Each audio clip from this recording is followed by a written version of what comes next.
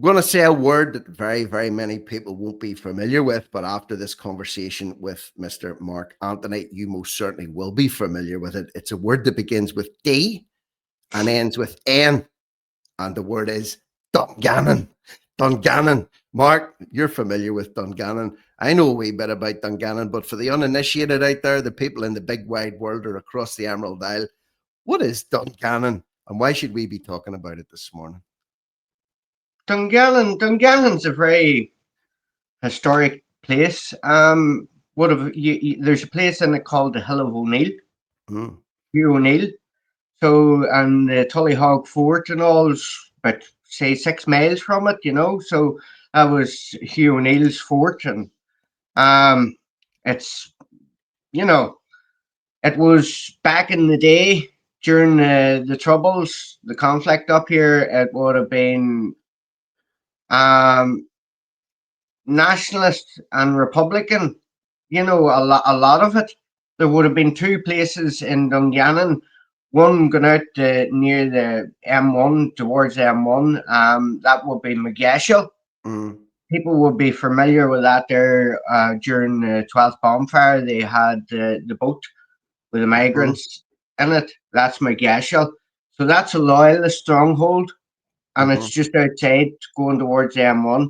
And then there's a wee street in it, and I think it's Milltown. Now, I don't travel to Dungannon. Dungannon's only 10 miles from me. It's the next town. Mm-hmm. Stone throw. It's South Tyrone, but it's within the Mid Ulster Council. Mm-hmm. Why don't you go So to Dungannon? I would feel out of place in it. Well, what I'll say is this, in case people are wondering where this is going. You mentioned the seat of the O'Neills, and you mentioned the fort, and you mentioned Moygashel and bonfires and nationalists and loyalists and the troubles. That's a It little bit was. of a little bit about the background of Dungannon, right?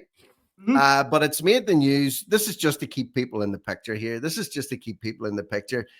When the news broke last week that there'd been on street violence happening, it actually made the headlines because it was widely, I believe it made the headlines, Mark, because it was widely circulated on social media. And once it gets out in social media, they have to address it. So running battles have been taking place in Dungannon.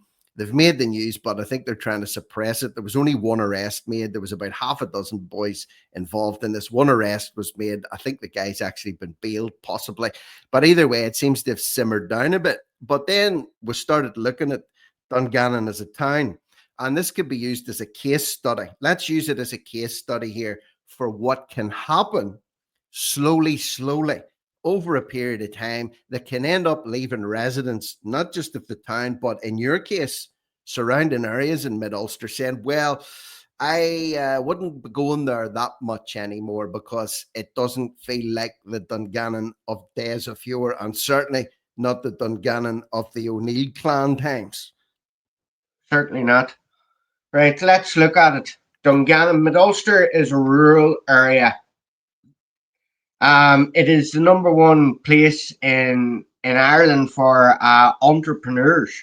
Mm, Okay, um, growing up in Cookstown, where I grew up in a nationalist Republican housing area.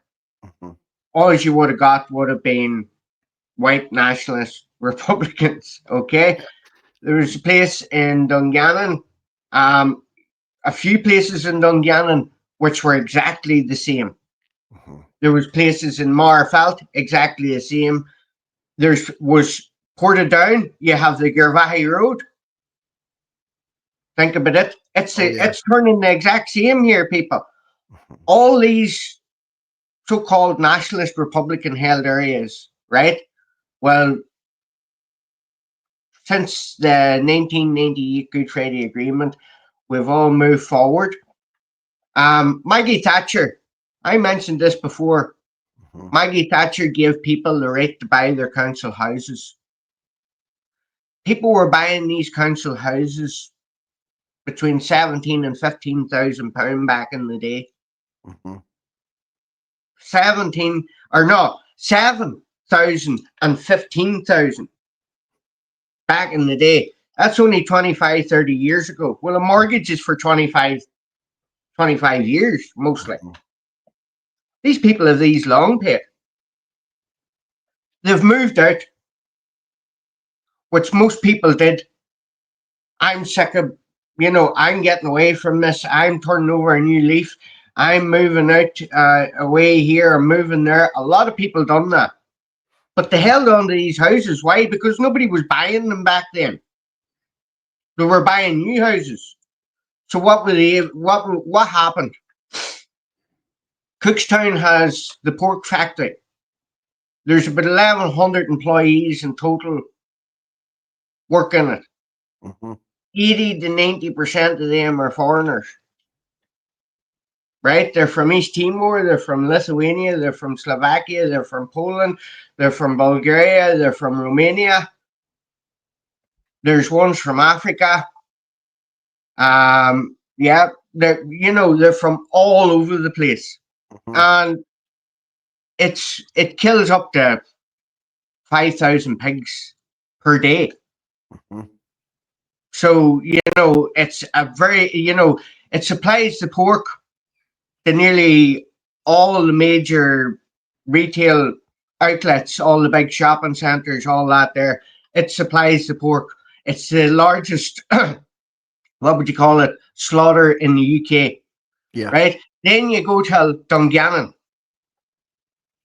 Dungannon has Moy Park chicken and Dungannon meats. Dungannon meats is beef Mhm.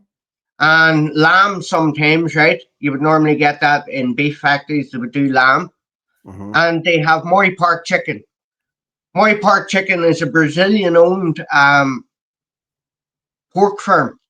Uh, the pork industry up here, we had the bird flu there a while back, and Mid Ulster was hit really hard with it. Mhm. Um, it's a massive employer for the agri industry. Yeah. Full stop. Pork, beef, lamb, chickens, right? Yep. So what happened? Well, people stopped working in these factories because the pay was shit and the work was hard. Mhm. I'm telling you, people, I was a team leader. That's what I'm trained in butchery. Yep. I've worked in these places here for 25, 30 years. Like, you know what I mean? So I know exactly what they entail. And it's just time and motion, time and motion. You know what I mean? You have 15 minutes for your break. If you're not back in 15 minutes, people's asking questions why you're not back in 15 minutes. Mhm. You have to take off everything and get out. People like me and all just didn't, after a while it just became more, you were like a slave. Yeah. That's what it's like in them factories. Mhm. Let's be fair about it, right? Mhm. These factories won't like it being said, but it has to be said. The It's reality. slave like conditions. Mhm. They'll say, oh, sure, we pay them well and we do this. It's time and motion. It's just your hands is going like that there from you're on that line till you're off it. If you're Mhm. standing like that for any length of time, somebody's asking the question: is he not enough work to do? Yeah. Yeah. That's the tape. So Let my me part, let me let me my ask you this. parking. Let me ask you. Just stop right there, right? Just stop right there because this is something that gets brought up all the time. The thing that gets brought up all the time is, well, we need labor coming in from overseas because Irish people, British people, Northern Irish people, call them whatever you don't want to do that work. It's time and motion. The pay's not great, and so on and so on for all the things that you have just listed. So, therefore, that justifies bringing in a workforce from overseas. And we're talking big numbers here because, as you've said, these are massive hubs of food production that goes all over Ireland. Okay. So they need people on the ground, they need them people with their hands moving. But the question is, and the same can be said about the health service. The work's not, it's not easy. The pay's not great. We need to bring people in to prop up the health service. Hospitality. We need people to prop up hospitality. Well, the question that I ask is, we've seen the photographs looking back in the 1960s, the 1970s, the 1980s. These factories all existed and Yeah, functioned perfectly well up until yeah. a certain period of time. So what happened that there's suddenly, like, they're saying more or less a switch went off that, oh, people in Northern Ireland or the north of Ireland or people in the south, they don't want to do this. Therefore, we must flood the market with cheap labor from Europe or overseas. How did they ever manage before? Because these factories didn't just spring up overnight. You see, what they've done is these factories here push out more all the time. It's all about pushing out. Every gram is a prisoner. Mm-hmm. They don't talk in kilos in there, they talk in grams. Because they've already saved in all the kilos, they need to save in the grams. Mm-hmm. If you can save in the grams over so much, you're making a complete fortune. And that's what it's all about. And there's always what it is, work conditions. Work conditions have changed dramatically. Mm-hmm. The wages have plummeted, they've stagnated, right? And the work has increased. And people were coming out of there now, like I can butcher. Mm-hmm. You are coming out of that place of 10 hours standing and boning the hall. 10 hours standing and boning legs. You could be doing maybe 2.5 to 3,000, you know, Mm-hmm. legs in before you hit your first day break Mm-hmm. on one line. You know, Mm-hmm. that's boning out. You're like that. That's Mm-hmm. where you are. You haven't even time to sharpen your knife. That's the way your hand's going. Mm-hmm. And Irish people and English people and Welsh people and all that, they used to work in it, but then it dwindled and dwindled and dwindled, and it realised that they were the only Irish person standing on the line. I Mm-hmm. was a team leader of a line, and I had every nationality on my lane, bar anybody that could speak my language. Yes. I was having to run to other lanes to get translators and asked other team leaders, could I have a translator off their lane to come over and translate something to somebody who could speak English, but when the notion takes them, I don't speak English. I Yeah. don't Yeah. understand.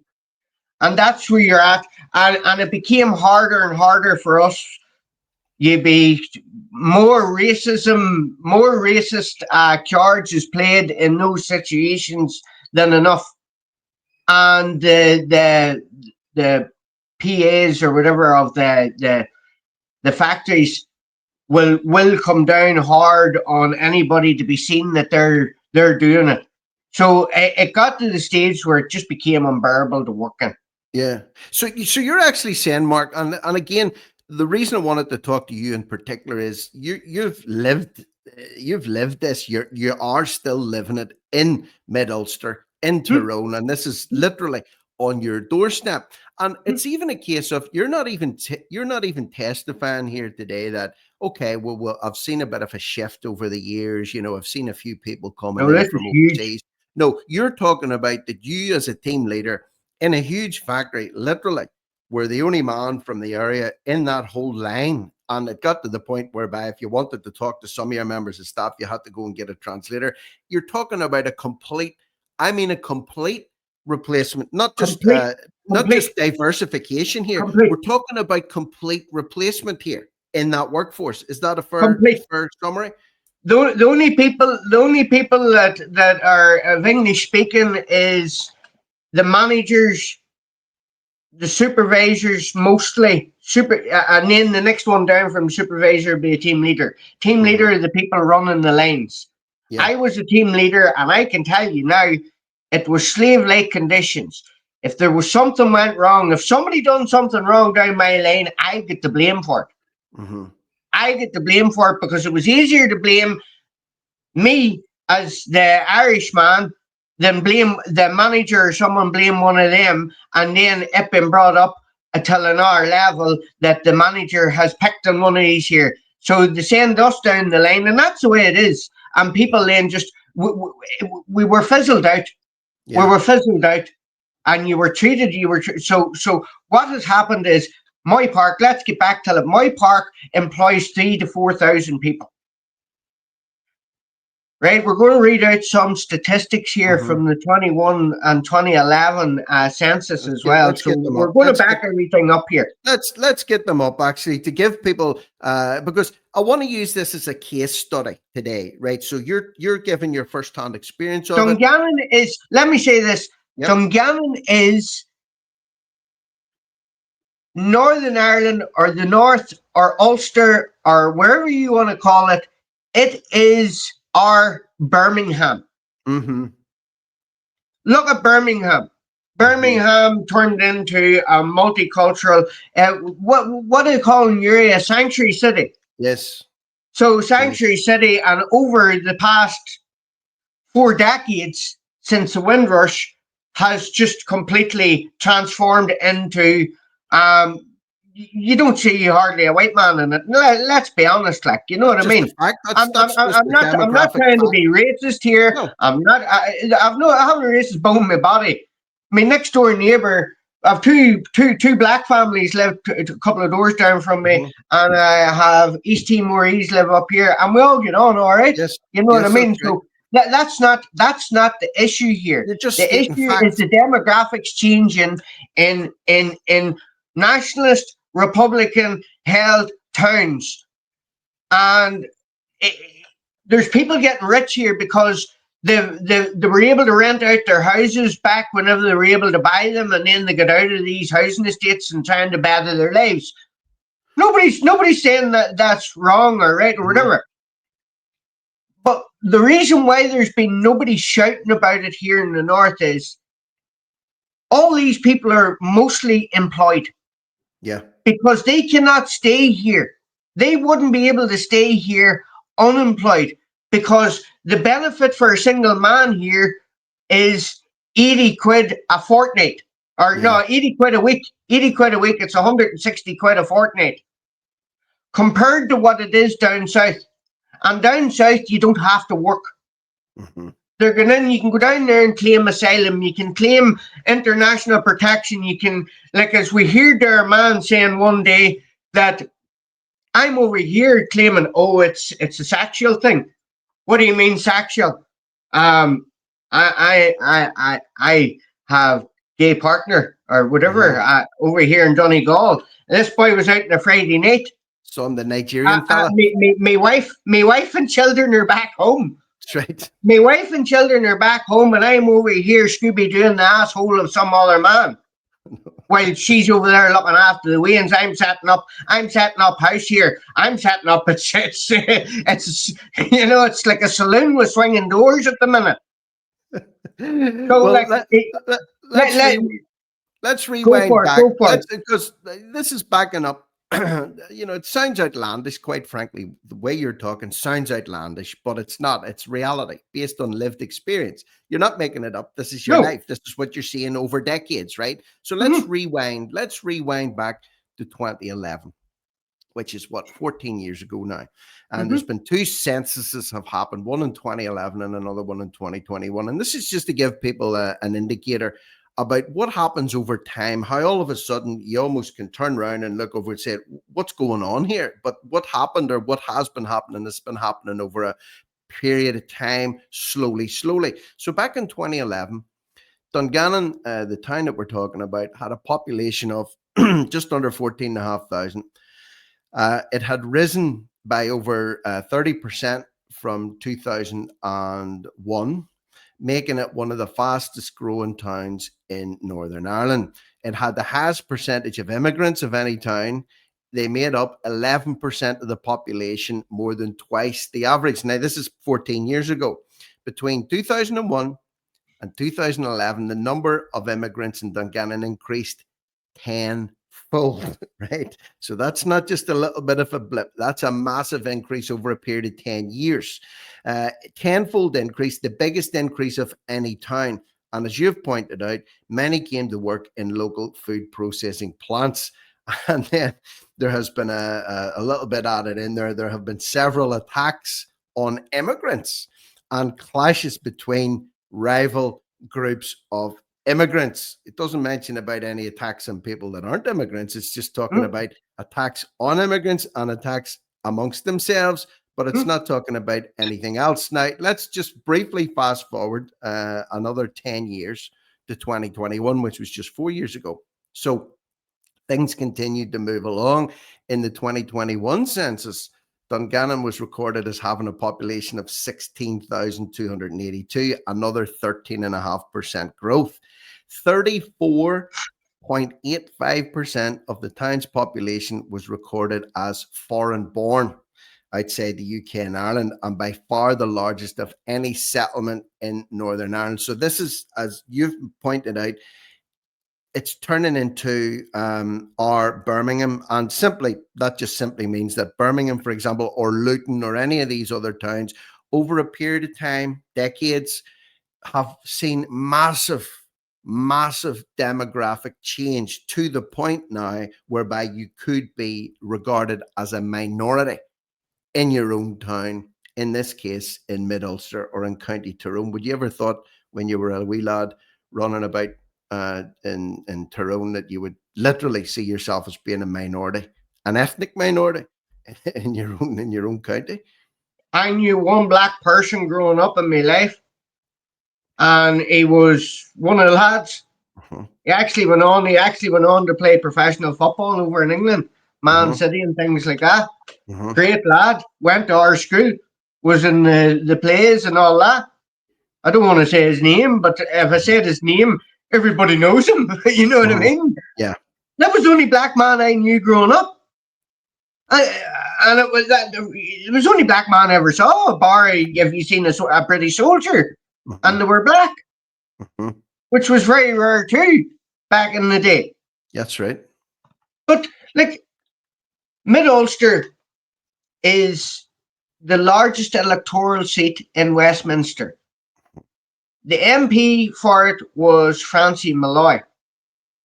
Martin McGuinness, that's his constituency.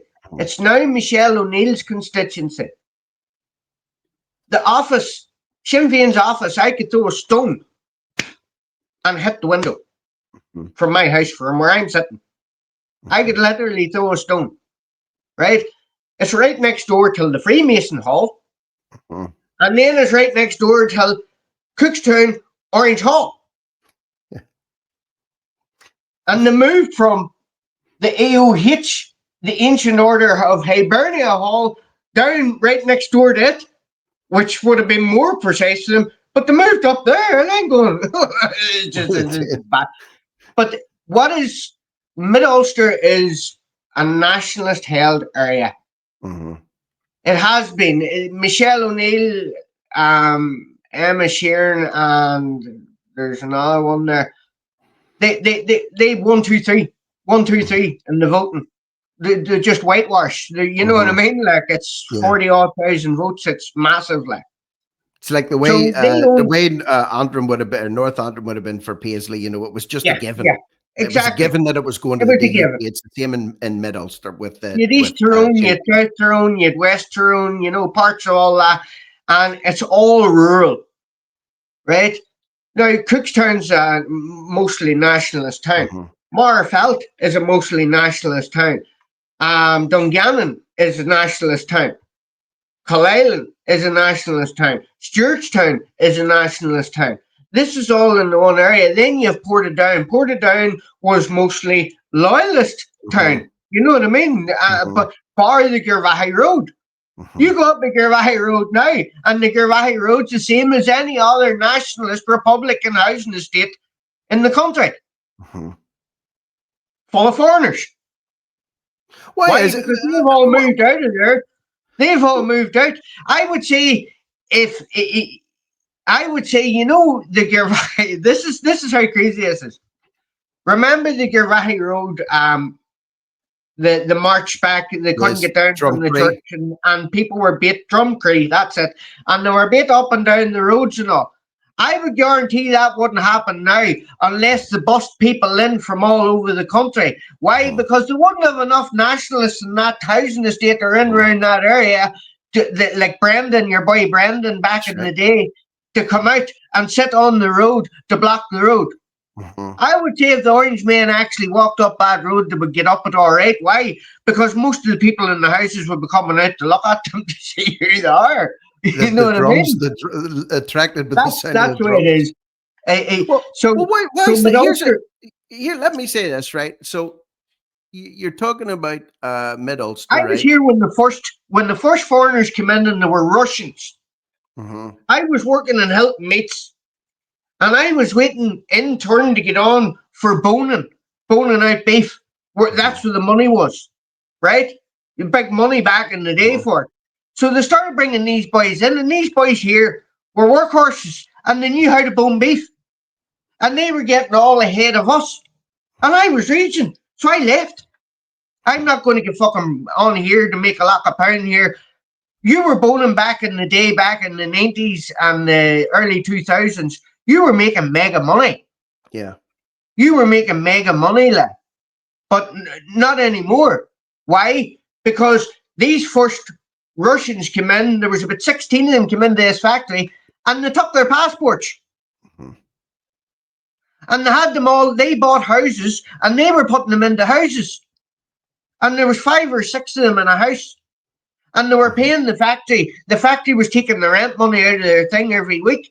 This is the way it started off, people. Yeah. And now, when you look at Cookstown, walk up Cookstown Street, Cookstown's not too bad. Hmm. There's very little, as in the sense of gangs and whatnot. Dungannon's completely full of gangs, people. Yeah. They've now you seen it there. It was on the news and everything there. There was knives. This was at 4 o'clock, 4 o'clock on Friday afternoon or something like that, or the Thursday afternoon on a Hmm. sunny afternoon, where the shops are still open and people are still doing their shopping. This is in the town centre in Dungannon. And you had African migrants, and I think it was two different factions, It was. and they were up the street with knives and hammers at half Mhm. 4 in the afternoon, and you could hear somebody was videoing outside from a restaurant That's right. out, and somebody jumped out of the car, and you could hear screaming. So that must have been somebody was actually stabbed. By the way, so they didn't report on that. No, they didn't. They didn't.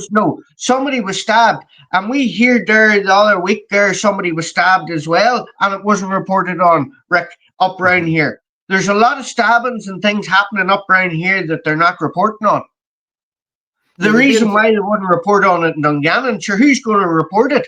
It's full of foreigners. They don't report it. Who are they going to report it to? The UTV. See Whereas if that. it happened in Cookstown, there's more of a cohort of you know I do. Irish people. There's a good mixture here. You know what I mean?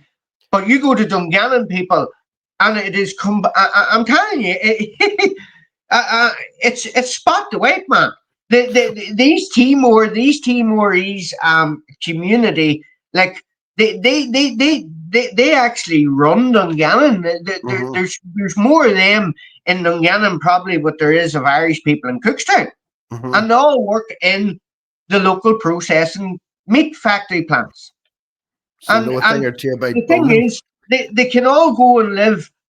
Some of them work in Moy Park from maybe 6 in the evening to 6 in the morning, 12-hour shifts, 4 day a week or something, right? Yeah.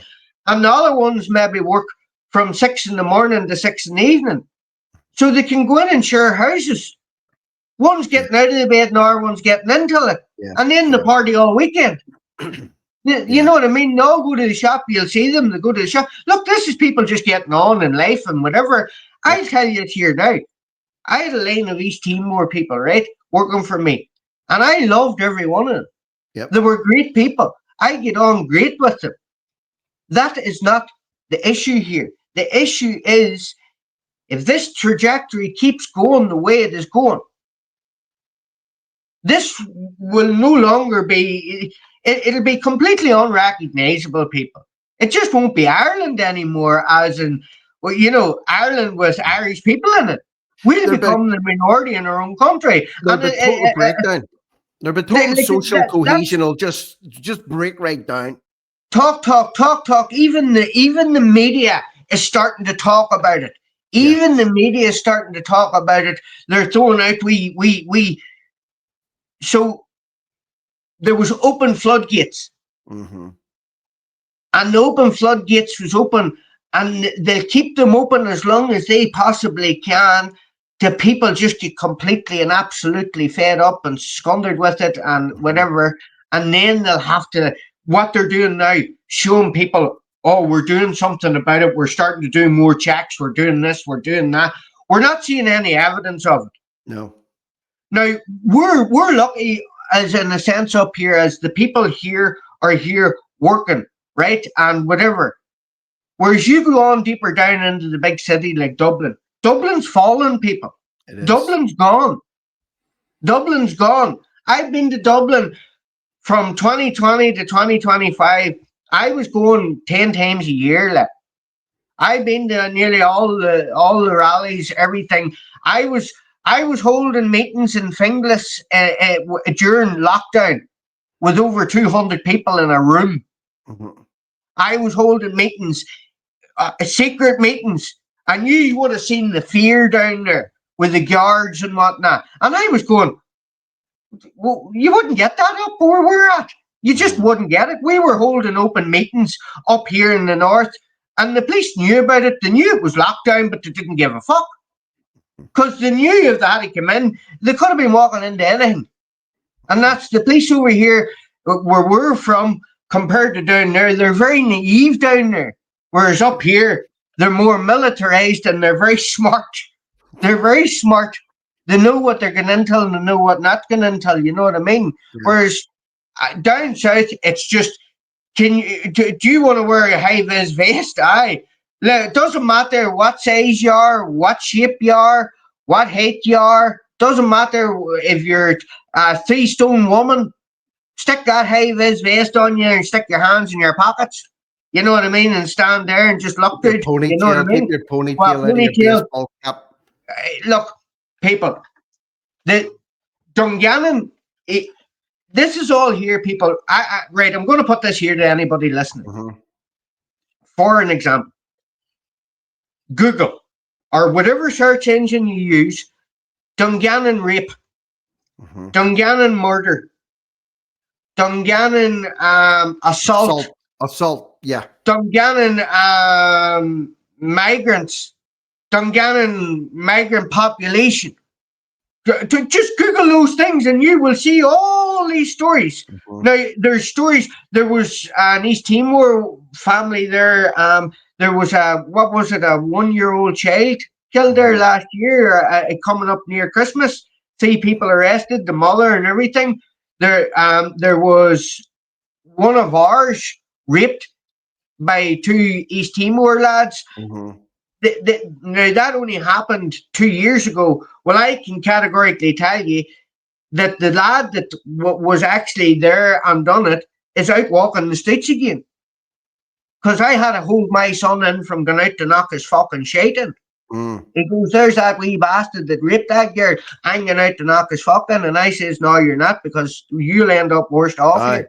here. He'll end up coming off Yeah, worse yeah, than it. yeah, yeah. You see that? You see. Just that's there's something for you to doubt. If you're sitting in any doubt about this, go and check it out for yourselves. But this incident here that happened last week, and I want to look at some of the rhetoric that comes around this. Just this one case in particular, right?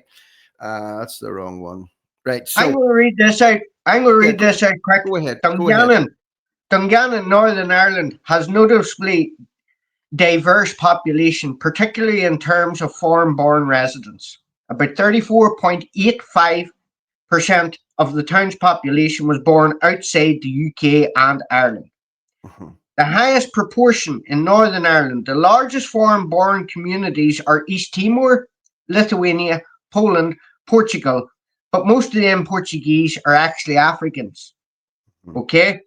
There's a difference here, people, right? Mm-hmm. They're coming from Africa into Portugal and getting EU residency and then coming over here.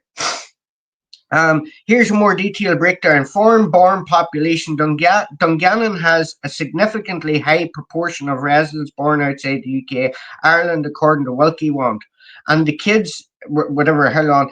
These people include East Timor, Lithuania, Portugal. The region majority population identifies as Catholic. Do you see that? Mhm. Now, the right, so the right 67.15%, with significant Protestant, the other Christian population 24.25. Language, a notable percentage of the residents, 31.52%, do not have English as their first language.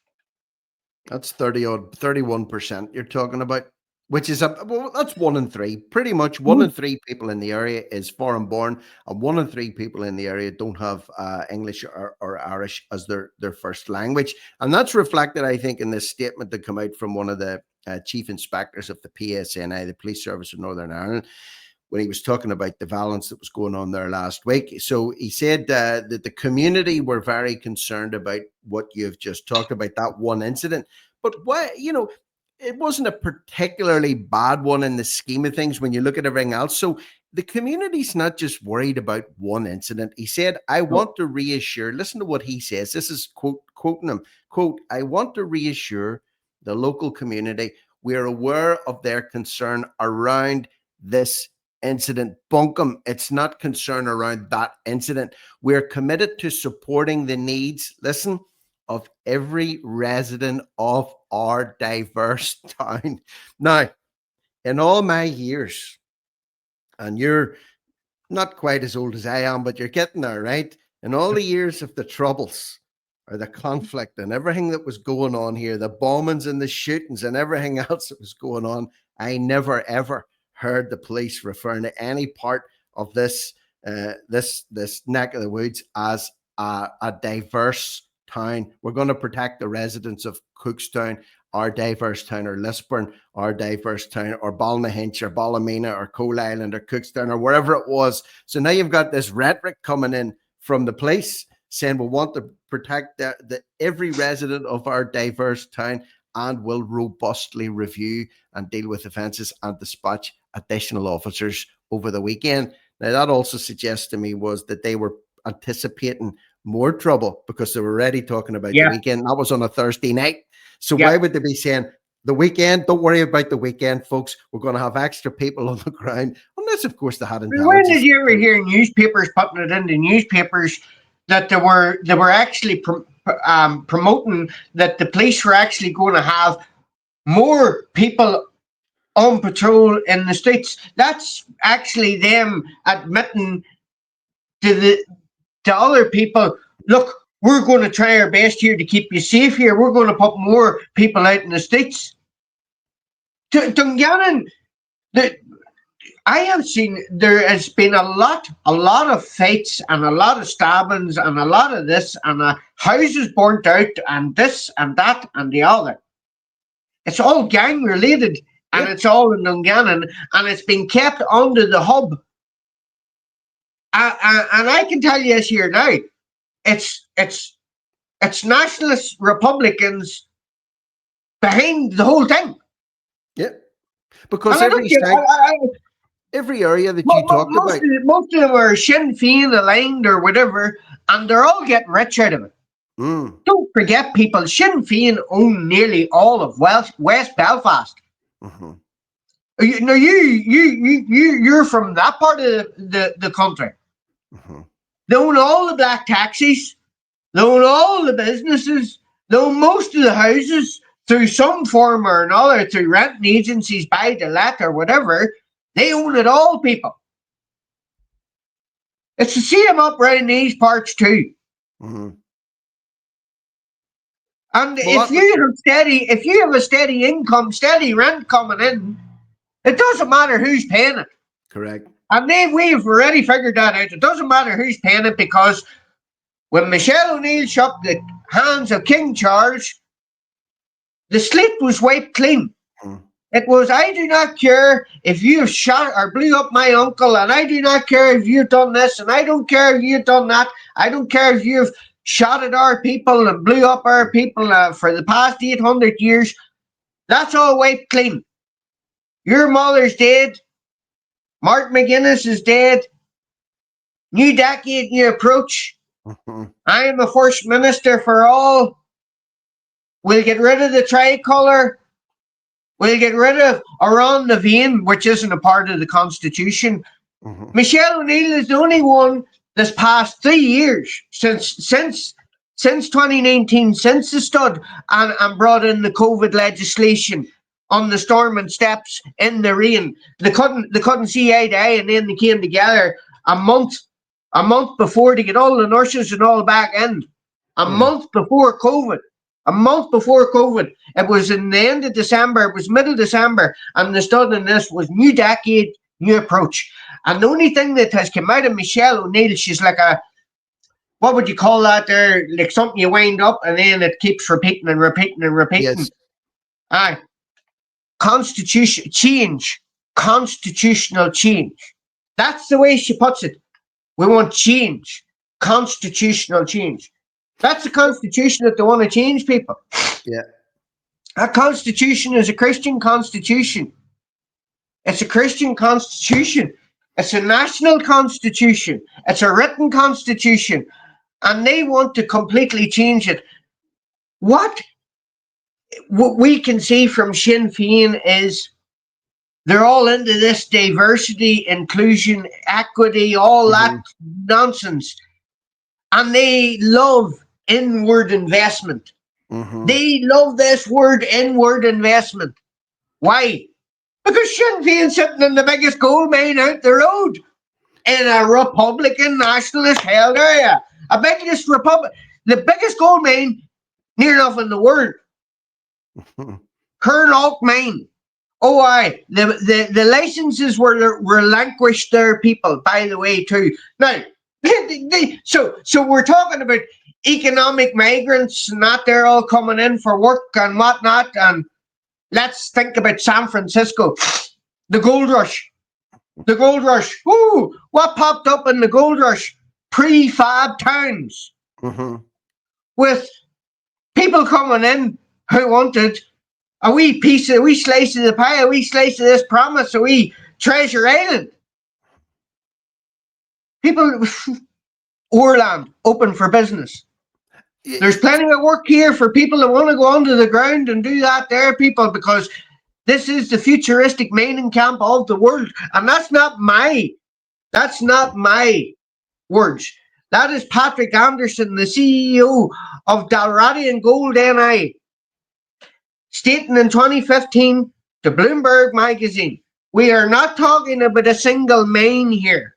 We are talking about working on a main camp. Mhm. Camp.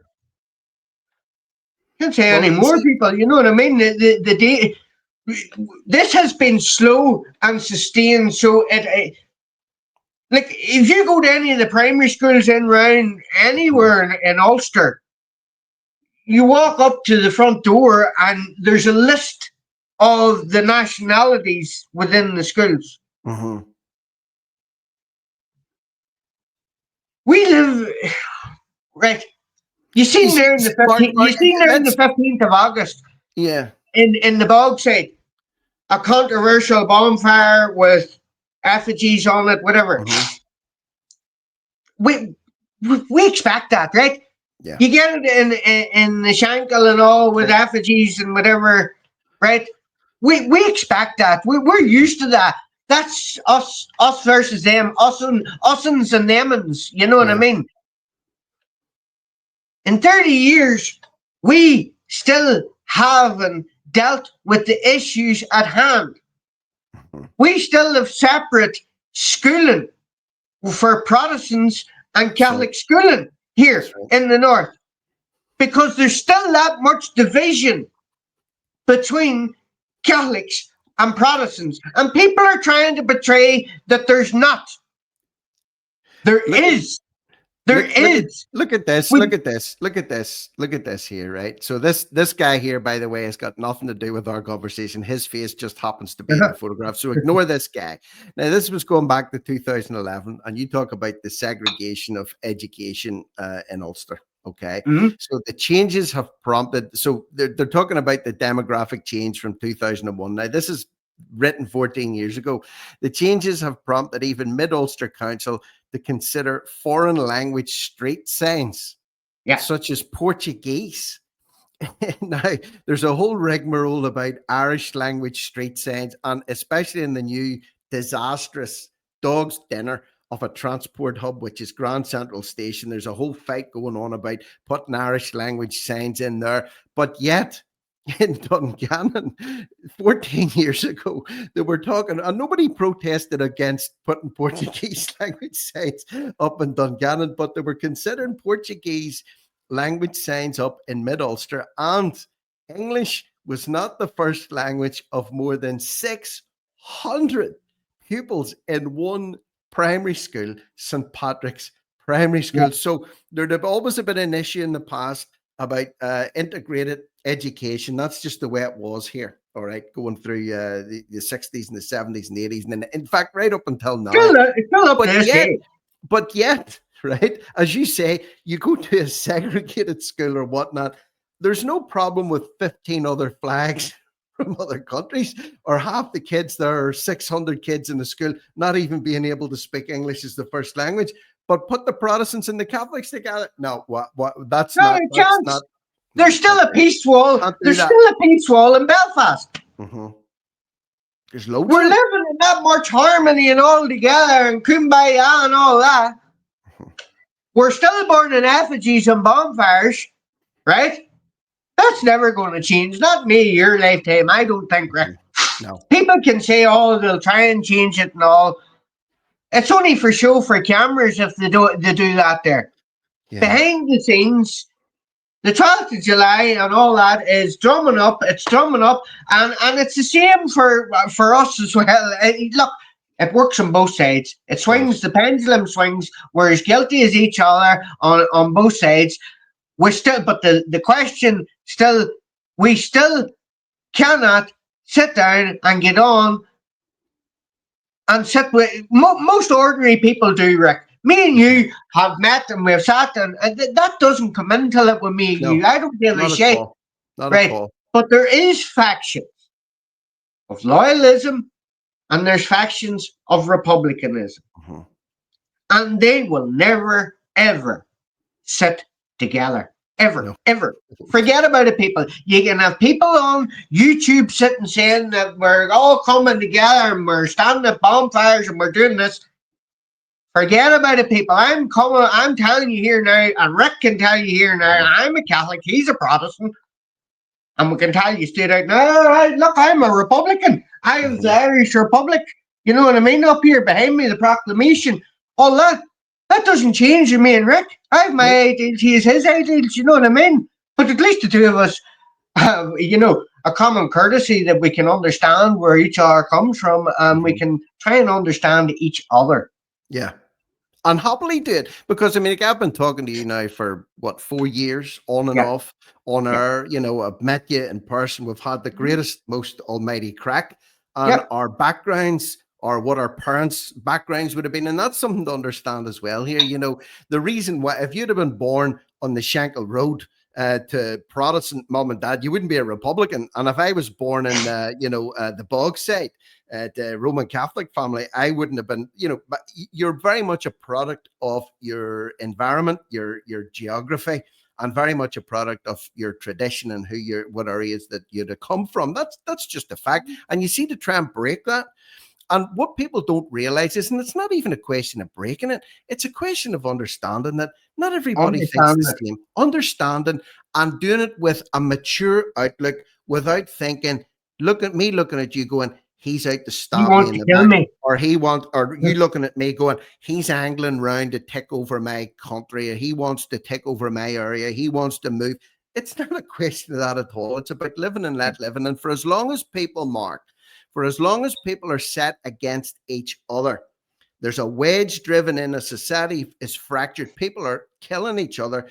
That went on for a long, long time over here. You grew up on it, and so did I. But now we have this extra layer and element where you're sitting going, hold on a minute, Rick, never mind the prods taking over Dungannon.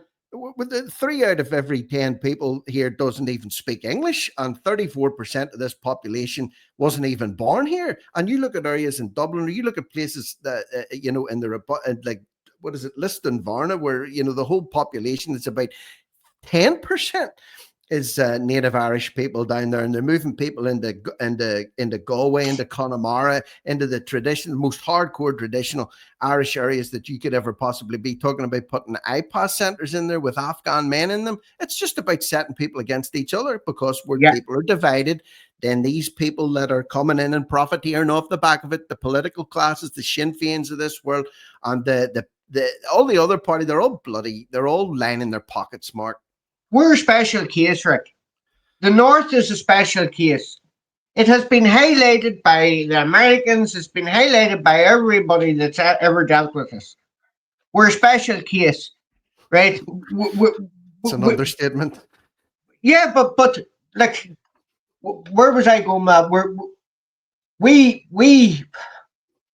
have, as I said before, a serious case of PTSD. Yes. Yep. Post-traumatic stress disorder. The people in the North are traumatized. They signed the Good Friday Agreement, and then they went, oh, let's get on with going to government. Well, as a matter of fact, the ones in government have hardly sat in government. I would say they've sat more outside of government in protest than inside of government from the past 30 years. But here now we have this talk of a unified Ireland.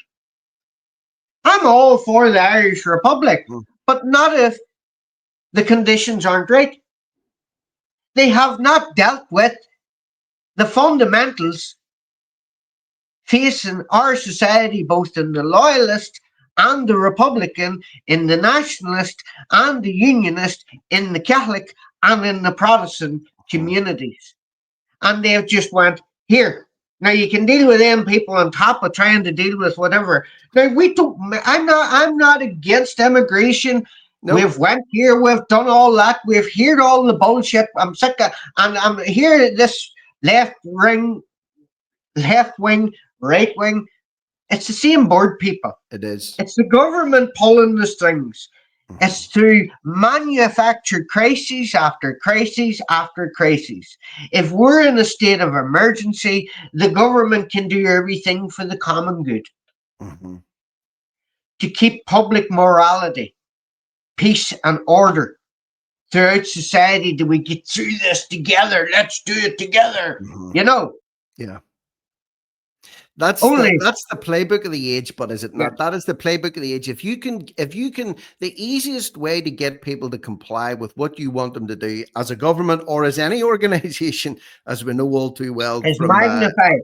Is introduce an element of fear. There's an enemy or a common enemy that needs to be addressed, and if it's not addressed, then you're at risk, and your children at risk, and your future at risk. So if you can get, the government can get at their position, governments, because this isn't just unique to Ireland, this is going on in the UK at the minute. It's been going on in Sweden. EU's pulling the strings here and destroying the whole thing. It's a textbook move to gain totalitarian control, in my opinion. And if you could, if they could split you and me, see that if people are watching the screen, there's a wee black line between your picture and my picture, right?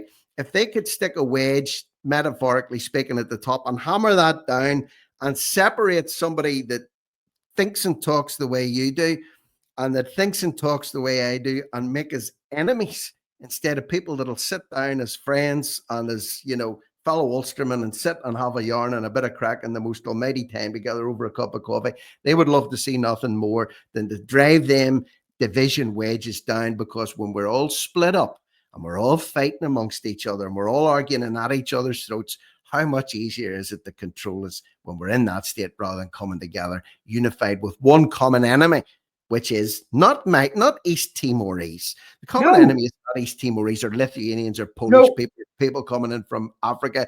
The common enemy is the people that are sitting, lying in their pockets, Mark, and the looking in and the NGO sector and the civil service and all the people, all the cogs of government, the machinery that is keeping this going. Yeah.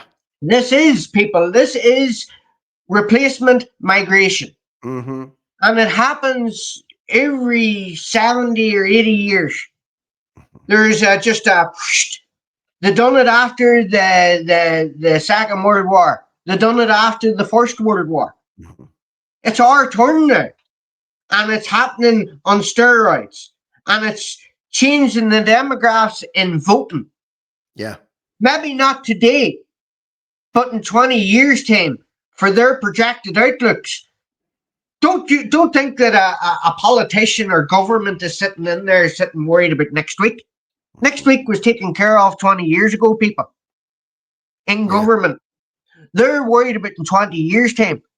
What is the position we're in 20 years' time? Mhm. Now, as I say, 26% of the North's landmass, 28% of the South's landmass has been prospected for mining.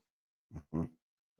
So, if they want to replace the number one industry on this island, North and South, which is the agri industry, the agricultural industry, if they want to replace it because of carbon and the lock and all getting poisoned and all this Mhm. here and everything else that comes, it's all the farmers' fault.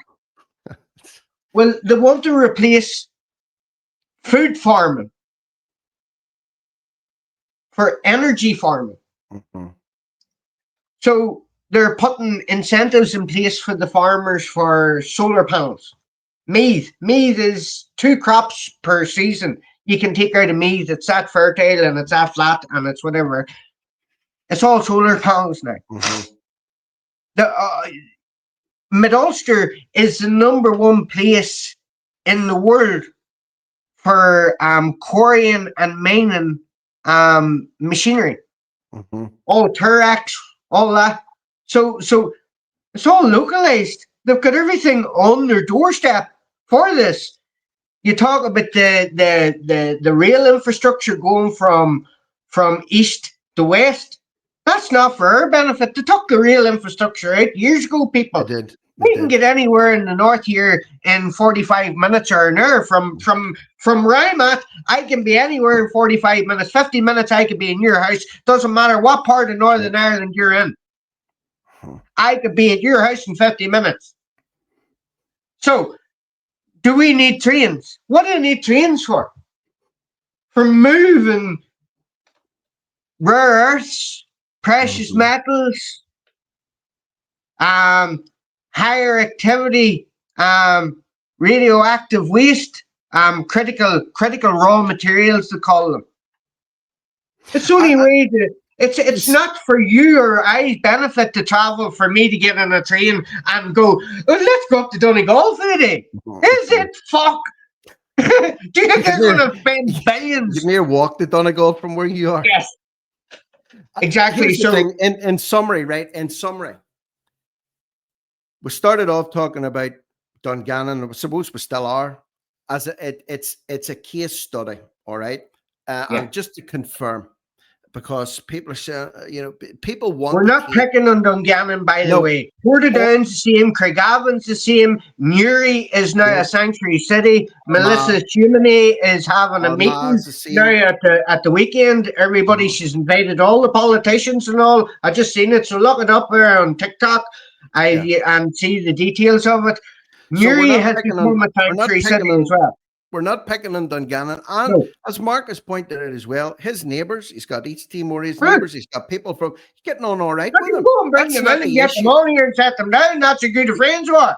Yeah, that's not the issue. That's the point that No. we're trying to make. But while the government and the eyes must always be on the people that are the so-called elected representatives that are supposed to be representing our best interests, most certainly are not, and they're profiteering like hell off of the back of it. But what we get thrust in front of us are these examples and these breakdown of social cohesion, because where there's disorder, they'll come in and they'll try and bring order out of that chaos. And I'm not even going to go down that road right now. But in summary, this needs to be stopped.